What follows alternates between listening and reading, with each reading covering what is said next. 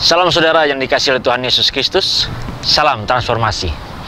Kali ini kita akan berbicara berdasarkan firman Tuhan dari Matius 3 ayat 10 dan Lukas 3 ayat 9, saudara, yang berkata bahwa kapak sudah tersedia di bawah pohon, dan setiap pohon yang tidak menghasilkan buah yang baik, dia pasti akan ditebang dan dibuang ke dalam api. Saudara, kita melihat bagaimana banyak pohon di belakang saya ini yang sedemikian rimbun dan sedemikian besar. Pohon ini banyak memberikan keteduhan kepada setiap manusia. Dan tema kali ini kita akan berbicara bahwa seorang Kristen harus membawa dampak dimanapun Anda berada. Anda sebagai seorang orang yang percaya, sebagai orang Kristen, dimanapun Anda berada, dimanapun Anda ditempatkan, Anda harus bisa membawa dampak bagi orang yang ada sekitar kita. Bahkan bukan hanya bagi orang saja, tetapi bagi setiap lingkungan kita, saudara. Lalu bagaimana kita bisa membawa dampak? Mungkin kita berpikir, selama ini saya sudah membawa dampak, tetapi apakah benar kita bisa membawa dampak? Bagaimana caranya kita untuk bisa membawa dampak? Saudara, harus kita ketahui, yang pertama, untuk kita bisa membawa dampak, bahwa setiap orang percaya itu harus bertumbuh. Saudara melihat pohon ini? Apakah pohon ini ketika ditanam langsung sebesar yang kita lihat sekarang ini, mereka langsung besar dan tinggi-tinggi? Tidak, saudara.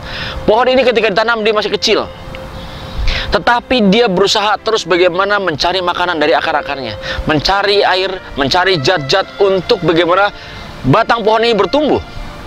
Semakin lama bertumbuh dan bertumbuh hingga akhirnya menjadi sangat besar dan sangat kuat dan sangat kokoh.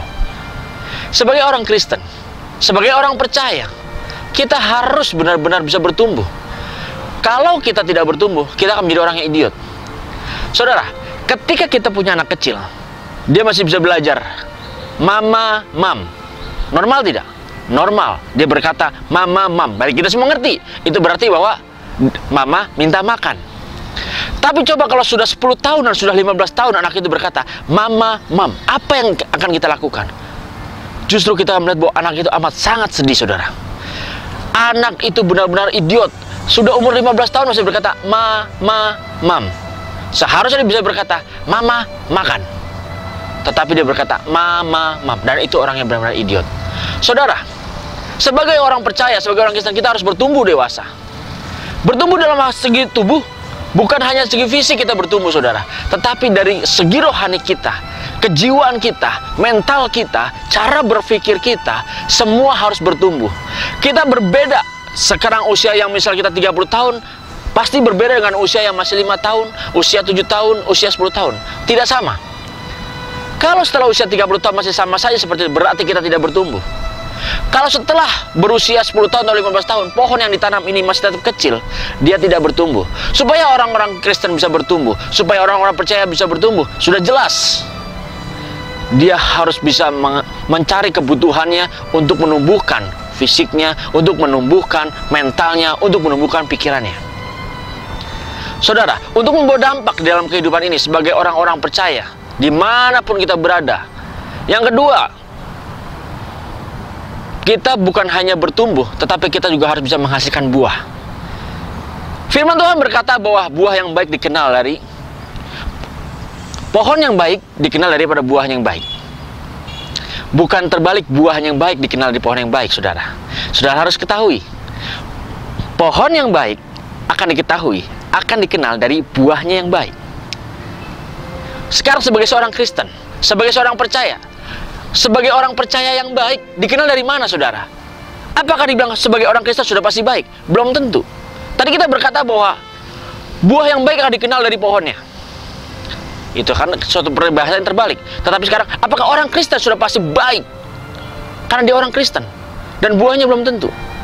Saudara, orang yang baik akan dikenal dari buahnya. Begitulah pohon ini. Ketika pohon ini baik, dan dikatakan baik, akan terlihat dari buahnya. Buahnya apa saja? Apakah dari buah yang wujud yang kita lihat selama ini, buah mangga, buah apel yang kita bisa nikmati? Kalau buah apel, buah mangga kita bisa nikmati dan kita bisa rasakan dan kita bisa kecap betapa nikmatnya, rasanya, manisnya, ketahuan sekali. Bagaimana kalau buahnya ini mereka yang mungkin sangat asam dan orang tidak suka asam, dikatakan wah itu tidak buah yang tidak baik. Belum tentu seperti itu, saudara. Tetapi berkata buah yang baik di sini bukan hanya berbentuk wujud buah, tetapi buah yang baik ini adalah dia bisa membawa dampak. Dia bisa menghasilkan, dia bisa menunjukkan bahwa dia memiliki suatu hasil karya. Dia bisa memiliki suatu bentuk wujudnya yang bisa dinikmati dan dirasakan, bisa dikecap oleh banyak sekitarnya, lingkungannya. Termasuk dengan pohon-pohon ini. Apa yang dihasilkan? Selain dia menghasilkan buah, dia bisa menghasilkan udara yang baik buat sekitar sini. Oksigen dia bisa hasilkan di sini. Apakah hanya sebatas itu?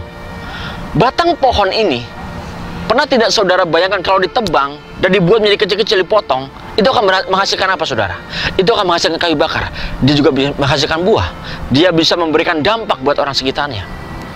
Akarnya pun dia bisa membawa dampak, bisa digunakan untuk banyak hal.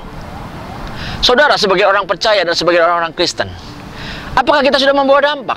Apakah kita sudah berbuah selama ini?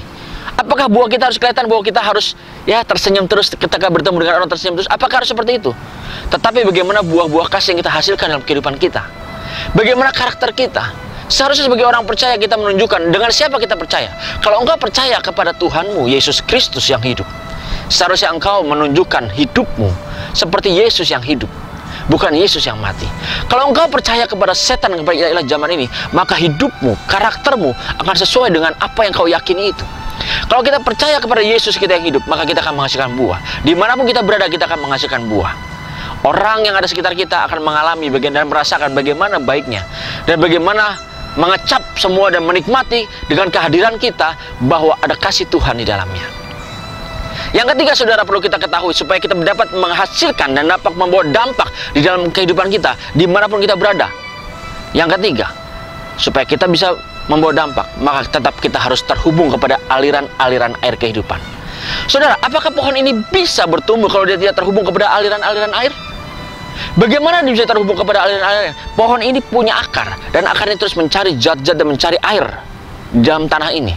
Dia akan menyerap sebanyak air, dia akan mencari itu sumber air. Ketika dia mendapatkan sumber air itu, dan itu akar mensupport kepada daun-daunnya, kepada batangnya untuk dia bertumbuh. Saudara semua, dimanapun saudara berada, yang menyaksikan tayangan ini, supaya saudara dapat bertumbuh, supaya saudara dapat menghasilkan dampak dan membawa dampak di sekitarnya, maka saudara tetap harus terhubung kepada aliran-aliran air kehidupan. Siapa, saudara, aliran-aliran air kehidupan itu? Hanya satu, tidak lagi. Yesus Kristus lah namanya. Ketika kita terhubung kepada dia dan kita minum air kehidupan itu, kita tidak akan pernah haus lagi. Kalau kita minum air biasa, kita minum air mineral biasa, setelah kita minum, setengah jam kemudian, 1 jam kemudian, kita akan merasakan haus. Tetapi ketika kita meminum air kehidupan itu, kita tidak akan pernah haus lagi. Tetapi dalam diri kita akan menghasilkan buahnya. Kita akan menghasilkan aliran-aliran air yang benar-benar bisa keluar dan menyejukkan orang sekitar kita, menyejukkan yang ada sekitar kita. Kita akan bisa membawa dampak. Ketika kita terhubung kepada aliran-aliran kehidupan itu, ketika kita terhubung kepada Yesus Kristus itu, kita akan mengerti dengan benar dan kita akan mengetahui dengan benar bagaimana kita membawa dampak dimanapun kita berada terhadap orang-orang sekitar kita. Ketika ada yang bermasalah, kita datang, dia akan merasa mendapatkan ketenangan. Ketika ada keributan, kita datang, mereka bisa mendapatkan kedamaian. Jangan sebaliknya, saudara. Ketika kita datang orang yang damai, justru kita membawa keributan. Tetapi kita sebagai orang percaya, dimanapun kita berada, kita harus bisa membawa dampak. Seperti pohon-pohon yang ada di tempat ini. Mereka semua membawa dampak. Dari segi oksigennya, dia bisa menghasilkan. Dari segi batangnya, dia bisa memberikan dampak kepada orang banyak. Sampai dimanapun dia berada, semuanya, dia bisa memberikan dampak. Dia ditanam dimanapun, ketika dia bertumbuh, dia pasti menghasilkan dampak. Begitu dengan kita, sebagai orang-orang percaya. Dimanapun kita ditempatkan, dimanapun kita berada, dan dimanapun kita dipercaya untuk kita hidup dan tinggal. Sebagai orang-orang percaya, kita harus bisa membawa dampak kepada sekitar lingkungan kita. Dampak bisa dampak positif dan bisa dampak negatif. Tinggal kita yang mengaturnya, tinggal kita yang bagaimana mempraktekannya. Sudah jelas kalau kita tinggal di dalam Yesus Kristus dan kita terhubung kepada aliran air kehidupan itu, sudah jelas kita akan menghasilkan aliran-aliran air kehidupan di dalam diri kita. Sehingga orang yang menerimanya, dia tahu bahwa Yesuslah yang hidup di dalam diri kita, saudara. Jadi, saudara, dimanapun kita berada, dimanapun kita ditempatkan, Tuhan tahu kalau kita sebagai orang percaya dan terhubung dengan Dia, Dia pasti akan memberi kekuatan kepada kita. Dia pasti akan memberikan kepada kita kemampuan untuk membawa dampak dimanapun kita berada, saudara.